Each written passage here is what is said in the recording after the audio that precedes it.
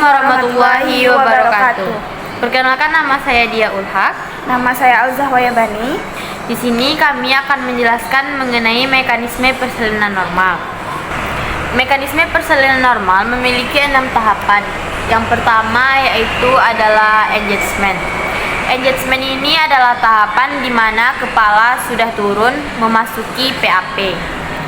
Dengan adanya kontraksi, maka kepala akan terus turun dan penurunan kepala ini disebut dengan descent. Ini adalah gambar engagement dan gambar descent. Kemudian, ketika kepala turun, posisi satura sagittalisnya dalam keadaan melintang dan sejajar dengan sumbu jalan lahir. Proses ini disebut dengan sinklitismus. Seperti ini gambar sinklitismus. Lalu, apabila kepala janin mendekati promontorium, maka ini disebut dengan asinklitismus. Selanjutnya, apabila kepala janin mendekati simfisis, maka ini disebut dengan proses asinklitismus posterior.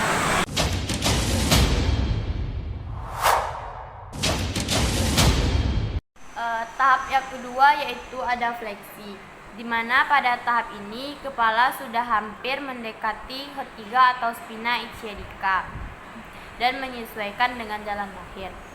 Pada tahapan ini, dagu janin akan menempel pada dada janin dan bagian belakang atau kepala atau disebut dengan occipito akan menjadi bagian terendah seperti pada gambar. Karena adanya kontraksi, kepala akan terus turun, namun kepala akan dihambat oleh adanya tulang koksigis.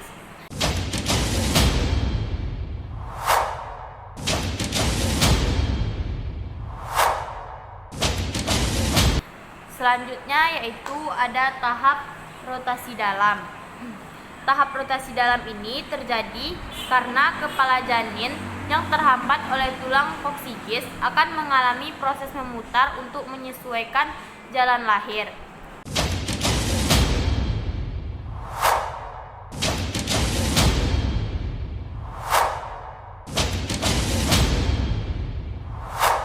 Selanjutnya, setelah kepala janin berhasil melewati panggul dan mencapai pintu keluar, kepala tidak lagi menunduk. Kepala mulai bergerak mendongak ke atas atau yang bisa kita sebut dengan ekstensi. Hal ini disebabkan karena sumbu jalan lahir pada pintu bawah panggul mengarah ke depan dan ke atas sehingga kepala harus mengadakan fleksi untuk melewatinya.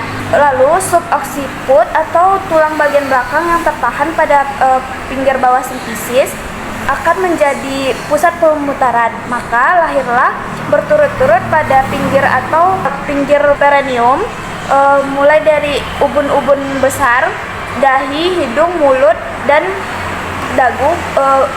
dagu bayi dengan gerakan ekstensi.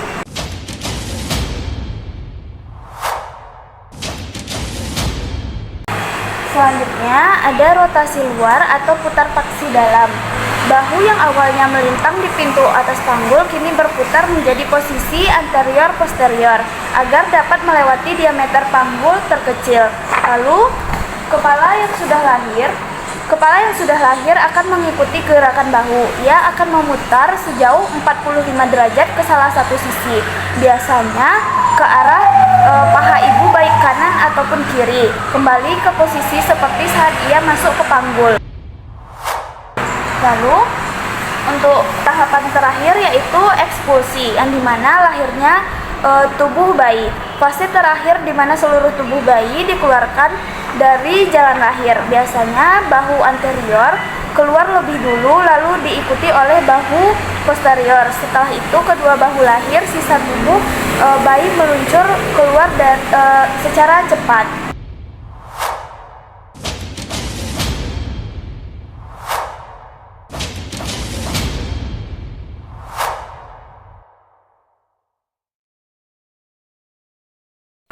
Sekian video presentasi dari kami. Apabila ada kesalahan mohon dimaafkan.